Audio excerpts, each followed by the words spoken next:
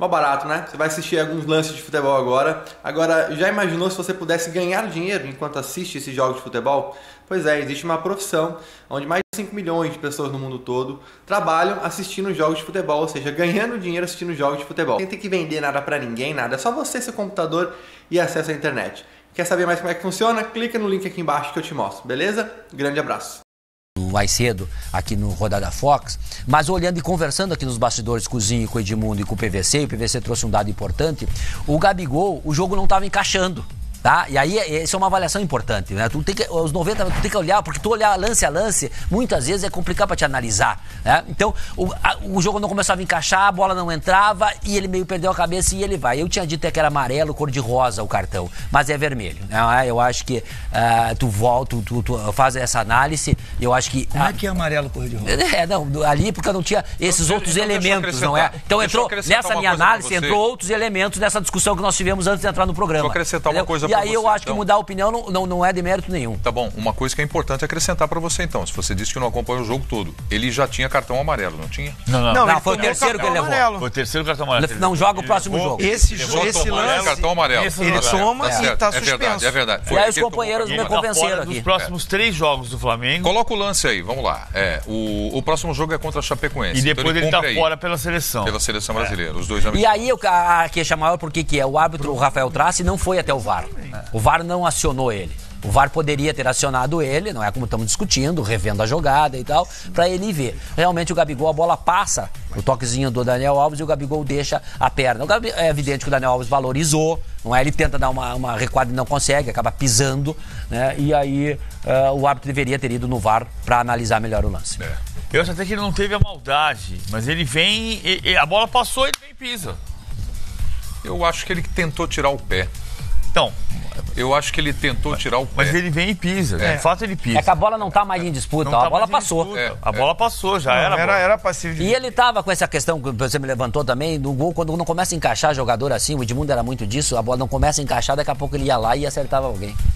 Mas se fosse eu ali, era vermelho direto. Vermelho direto. Felipe Melo era. Se fosse Felipe Melo, vermelho direto. Aí nisso aí o presidente do Palmeiras tem razão de reclamar. Os árbitros Felipe Melo, eu não acho que ele teve a maldade de pisar. Vou pisar no Daniel Alves. Não acho. Também não acho. Não acho. Mas acho que como é passível, é isso? Isso, passível. De cartão vermelho, o VAR deveria intervir. Mas aí é que eu acho, que eu tenho a certeza do que o Mano Menezes falou hoje. Os juízes são caseiros. Se fosse ao contrário, se o jogo fosse no Morumbi, o VAR chamaria. É só uma opinião.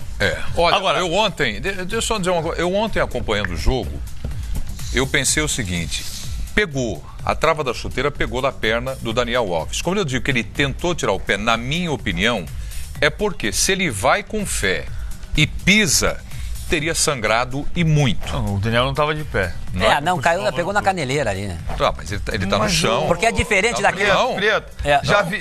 Já vi maldade que não sangra e sem maldade que sangra. Não é por sangrar ou não sangrar. Não, mas isso impressiona a arbitragem. Claro, mas a diferença para essa jogada e para a jogada do Goiás, em que o árbitro expulsou muito mal, o jogador tá olhando para lá e vai pisar e acaba pisando no adversário, ele coloca para a rua, não era lance vermelho, essa aí ele tá de frente para a jogada, a bola passa e ele mantém a sola. Quer ver um lance há 3 semanas atrás, que é de caseiro?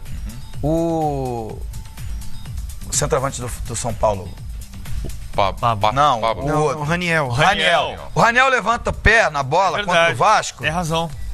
Ele não tem a mínima intenção de fazer a falta. Mas ele pegou numa posição... Mas ele pegou o jogador do Vasco igual a essa. Eu também acho que o Gabriel não tem a intenção de fazer a falta. Só que aí é caseiro. Aí é em São Januário, aí o juiz... Não é a intenção que caracteriza o cartão vermelho, né? É isso que eu tô dizendo. Você pode ter uma falta. Ele fez a falta. O Simon fala aqui, e de vez em quando ele peca pelas palavras que falam. Que eu tenho memória boa. Sem querer também é falta. É isso. Entendeu? Ele fez sem querer. Esse lance é um lance de que sem querer... Raniel, bota o lance do Raniel, olha aí a foto. Ele vai dominar a bola. E é caseiro. A foto é feia. A foto. Não. Tira a foto. A foto não é cartão Tira o vermelho. lance, A foto é cadeia. Pô, A foto é cadeia. não é pra ser expulso, No lance. Foto não te ajuda. A imagem. Mas enfim, Mas nós analisamos aqui, não era expulsão. Pela Citei análise, só nós um analisamos esse exemplo. lance aí. Citei só um exemplo de um jogo No em São casa e Januário. outro jogo fora É. de casa. De um lance em casa e um lance fora de casa. Por isso que eu me atenho ao que o Mano, ele é esperto. Ele solta a polêmica sem ser enfático, sem a crítica. Mas quem é da bola entende. Eu entendi, pelo menos eu entendi, que é o árbitro caseiro. Que na dúvida, em pró o time da Claro, casa. e tem que cuidar muito isso aí, né, nessa disputa, porque ó, a foto, analisar lance por foto, lance em câmera lenta, vai e volta, Beijo vai de e vó, volta. beijo de vó. É agressão. Entendeu? Tem que ter, por isso que é um jogo do campo, outro jogo da televisão, é o jogo da bola do campo, que você fala, você é soberano, vamos embora, é uma coisinha aqui, uma coisinha ali, um detalhezinho, acaba sendo... Esse jogo, o Jesus também, o técnico do Flamengo, reclamou que o São Paulo fez antijogo. Teve total de 44 faltas. Né? O São Paulo fez mais do que o Flamengo. Mas quarta-feira o Internacional fez 6 faltas. Teve 2 jogadores com cartão vermelho. O Flamengo fez 17 faltas. Então há um descompasso. E é um descompasso da arbitragem. Ontem foi o Toski, né? Rodolfo Toski. Rodolfo Toski. Que tem um estilo de arbitragem. O Rafael Trace apitou e o Rodolfo Toski foi o VAR. O Trace tem um estilo de arbitragem diferente, por exemplo, do Voaden, do Simon. Então, o jogo de ontem, eu não estou defendendo. Acho que ontem, o que o Fernando Diniz tentou fazer foi tirar a velocidade do jogo. É, diferente. Não é para tirar a velocidade do jogo fazendo falta. É tirar a velocidade do jogo com troca de passe curto. Que ele fez também. Vamos entrar no jogo? Agora, só a questão da arbitragem, se fosse outro árbitro com o mesmo tipo de lance, talvez o São Paulo tivesse na estatística 19 faltas e não 27. Vamos entrar no jogo, então, e durante os comentários aqui a respeito do jogo, tem uma pergunta na tela para vocês aí, ó. O Edmundo insistiu tanto que a gente resolveu colar na tela para vocês.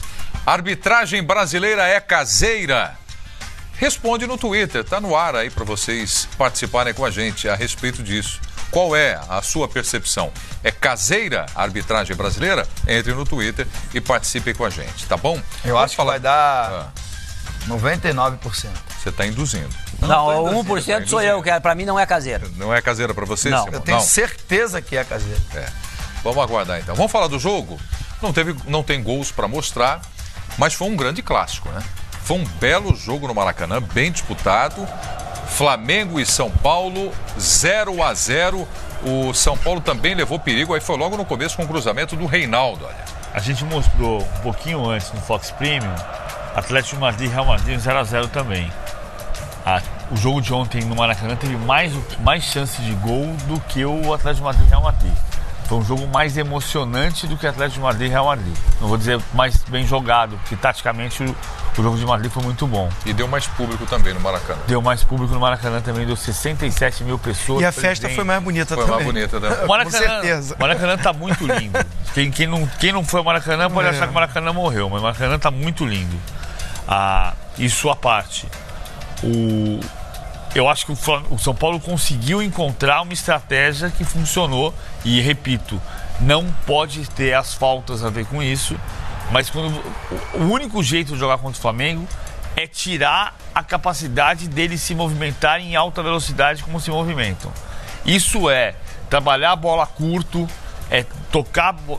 E às vezes você até perde a chance de um contra-ataque, mas tira a rapidez do jogo, porque se você alongar uma bola, você vai errar o passe e vai deixar o Flamengo vir para cima de você de novo. O Flamengo não conseguiu fazer isso.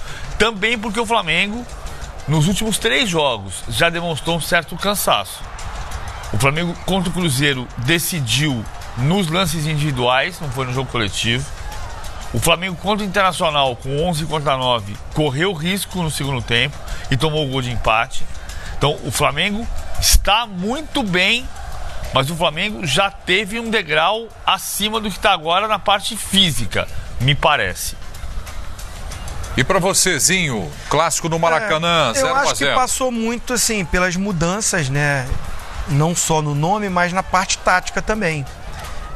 Eu assisti esse jogo ainda, eu estava em viagem, né? Tava no local que eu fui passar esses dias e pude ver bem tranquilinho, em casinha, quietinho, ninguém do meu lado. E acho o Rodinei bom jogador, o René bom jogador, o Pires da Mota bom jogador. Muita gente, acho que não sei se foi o Edmundo ou o PVC, ou você mesmo, Preto, que falou que empatou com o time do Abel. Eu falei porque começou a surgir esse comentário no... Eu concordo com uma situação dessa do time do Abel, o posicionamento do Arão. O Arão, com o Jorge Jesus, ele joga como o primeiro, o Gerson que está um pouco mais à frente. O Arão vindo de trás, o Arão mais como o primeiro marcador, o Arão como o distribuidor de bola, o que começa o jogo, que entra no meio dos zagueiros, os zagueiros abrem para ele ser esse trio que começa esse jogo, que encontra os jogadores na segunda parte ali, Everton Ribeiro, Arrascaeta, Gerson. Ele cresceu, ele subiu muito de produção e a torcida começou também a aplaudir o Arão. Nesse início de jogo, com o Pires da Mota, ele novamente foi mais à frente. Aí ele foi o Arão do estilo de jogo do Flamengo do Abel. Uns gostam, outros não gostam. Eu não quero dizer que eu não goste. Eu sempre gosto do Arão, eu acho ele muito bom jogador. Mas realmente, no esquema tático do Jorge Jesus, ele de primeiro cresceu demais. Muito menos passe ele erra, ele não tem aquela função de querer armar o jogo ou de chegar lá na frente, e até chega às vezes. Isso realmente foi o Arão do Abel. Prejudicou um pouco, mas concordo com o PVC. O Gerson entrou e ele recuou, ele cresceu no jogo, e o Gerson não entrou. O Gerson, que pra mim é o Coringa, que é o cara ali desse esquema tático, o cara que faz a diferença ali, porque ele defende, ele arma, ele chega na frente. E alguns outros jogadores não estavam no seu melhor dia. O Arrascaeta, o próprio Everton Ribeiro. Com esse posicionamento inicial, o próprio Bruno Henrique também não jogou como o atacante do lado do Gabriel. A minha visão de primeiro tempo. Achei ele jogando mais aberto, o Gabriel como homem de referência. Então mudou um pouco o esquema tático. Isso o time não encaixou. Aí pode-se dizer, o Rodinei não chega na frente como o Rafinha chega. O René não chega como Felipe Luiz. Não é o meia que o Felipe Luiz às vezes é no time. O Felipe Luiz às vezes não chega como lateral de apoio, mas ele vem por trás e ele acha esse primeiro passe com o Everton Ribeiro mais à frente, com a Arrascaeta mais à frente. Então tudo isso contribuiu para o Flamengo não fazer aqueles jogos maravilhosos que vinha fazendo. Mas fez um bom jogo. E eu arrisco a dizer que se tivesse ter um vencedor, eu acho que o Flamengo foi melhor do que o São Paulo. Agora, parabenizo o Fernando Diniz. Né? Ele iniciando um trabalho, está começando, teve a humildade, de repente, do que ele não fazia no Fluminense. Opa, vou botar um time mais cascudo no meio, vou segurar mais a bola, concordo com o PVC, o Hernanes, né, o Luan, o Tietê, jogadores mais com posse de bola, e marcou mais, tirou essa velocidade do meio do Flamengo, marcou ali nesse setor, né? Então ele não produziu tanto lá na frente, mas inibiu o Flamengo, que com essa mudança de jogo, com essas peças, sentiu um pouquinho. Depois entrou esses jogadores, poderiam também ter crescido muito. Acho que, mas assim, pra mim continuou sendo um grande jogo, porque os jogos no Flamengo no Maracanã tá sendo agradável. Agora, você lembra que o último 0x0 do Flamengo no Maracanã... Primeiro ponto, né, que o Flamengo perde em casa. Como mandante. Mas o último 0x0 do Flamengo no Maracanã, 0x0, tinha sido... O último empate tinha sido contra o Atlético Paranaense, mas o único 0x0 no Maracanã do Flamengo, no Brasileiro, tinha sido Fluminense e Flamengo 0x0, e quem fez o 0x0 do outro lado era o Fernando Diniz. Que era o técnico do... E foi um jogo parecido. Embora o São Paulo ganhou também, né? Ele ganhou 1x0. Ele ganhou um Fla-Flu desse ano, de 5. O gol do Luciano. No 0x0, que foi o Marcelo Salles, o técnico, não era o Jorge Jesus, o 0x0 do primeiro turno, Fluminense 0, Flamengo 0, porque o mando era do Fluminense, por isso que não conta na estatística com o ponto perdido do Flamengo em casa. Mas aquele 0x0, a diferença, a posse de bola foi muito parecida. O Fluminense teve 43%, ontem o São Paulo teve 44%. A diferença é que o São Paulo ontem chutou uma bola no alvo, no gol do Diego Alves. Acabou de aparecer aí. E o Fluminense, que foi a bola do Antony. E o Fluminense chutou 3 vezes. No primeiro tempo essa, né? Que o Prieto diz. Aí no segundo tempo foi essa do Antony, que o Diego Alves defende. Então, foi a única bola que o São Paulo chutou no alvo. Que ele defende. No gol, nos 3 paus, foi aquela do Antony. E o Fluminense chutou 3 vezes naquele 0x0. Mas o resto, se você pegar a estatística do Fluminense 0, Flamengo 0, é muito igual. É posse de bola parecido, é número de finalizações dos dois lados parecido. E o Fernando Diniz conseguiu, nas 2 vezes, parar, modo de dizer. Porque o Flamengo, eu concordo com o Zinho, discuti isso ontem aqui. O Flamengo não jogou mal ontem. Não. O Flamengo não jogou o que vinha. O Flamengo diminuiu. Mas fez um bom jogo. Diminuiu um degrauzinho do que vinha jogando lá atrás, aquele time imparável. Ontem parou, não fez gol, mas não é que jogou mal. Acho que o único jeito de parar o Flamengo é tirar a velocidade do jogo. E não entrou com 3 jogadores importantíssimos desde o princípio. O Rafinha, Felipe Luiz e o Gerson, que vem jogando demais. Edmundo, continua líder, continua a mesma diferença, voando o time do Flamengo, mas não conseguiu os 3 pontos no Maracanã. Ficou no empate com o São Paulo. Por quê, na sua avaliação? Olha, o Prieto, acho que não dá para jogar todos os jogos na velocidade, no ritmo que o Flamengo estava jogando. Hora ou outra vai diminuir o ritmo. Eu só me atentei a um fato ontem, foi da torcida vaiar o René. É verdade. Tudo bem, você pode gostar mais do Felipe Luiz do que do René, você pode gostar mais do Rafinha do que do Rodinei, mas tirar a confiança do jogador é péssimo. Porque em algum momento, ou no momento crucial, você vai precisar desse jogador. E foi isso que aconteceu ontem. O Flamengo encontrou o 11 perfeito, talvez uma formação que depois de 81, 82, 83 seja para os rubro-negros, né? A melhor formação, mas nesse campeonato... Há controvérsia. Não, eu não acho não, Zinho, só tô dizendo o que... Aumenta um pouquinho mais de ano. O que as pessoas estão dizendo por aí. Mas você tem que entender que num campeonato de 38 rodadas, você vai precisar, ainda mais quando você tem a Libertadores numa semifinal. O Jorge Jesus, apesar de que ontem, pós-jogo, o Felipe Luiz, o cara perguntou, como é que você tá fisicamente? Ele, 100%. 100%, foi. Vocês viram isso? Tô ótimo. Foi a última resposta dele. Tô ótimo. Então, assim, antes era porque tava desgastado. Aí pós-jogo você fala, não tinha desgaste, o cara tá 100%, não precisava jogar. Enfim, o treinador tem o direito de escalar e tirar quem ele quiser. Eu acho que o torcedor, no modo geral, tem que apoiar o seu time. Tem que apoiar os seus jogadores, sabe? E ontem, especificamente com o René, eu acho que ele tem bons serviços prestados à equipe do Flamengo. Agora, no geral, o Flamengo impôs o seu ritmo, criou as oportunidades, foi melhor do que o São Paulo e poderia ter vencido. O campeonato não diz que você tem que ganhar de 3, 4, 5, 6, que aí você vai fazer... o número de pontos de acordo com o placar que você fez. Não é isso. Você pode ganhar de 1-0 com gols aos 49. A verdade é que teve uma troca de treinador no adversário. Acho que o Fernando Diniz foi corajosíssimo, porque ele deu apenas um treinamento e às vésperas do jogo a gente sabe que o treinamento não pode nem ser com exigência física, é mais... rachão mesmo, ou posicionamento, e ele chegou ao Maracanã com uma proposta do São Paulo de não perder e de iniciar um trabalho de forma positiva, né? Tanto que a gente está aqui elogiando o trabalho do Fernando Diniz.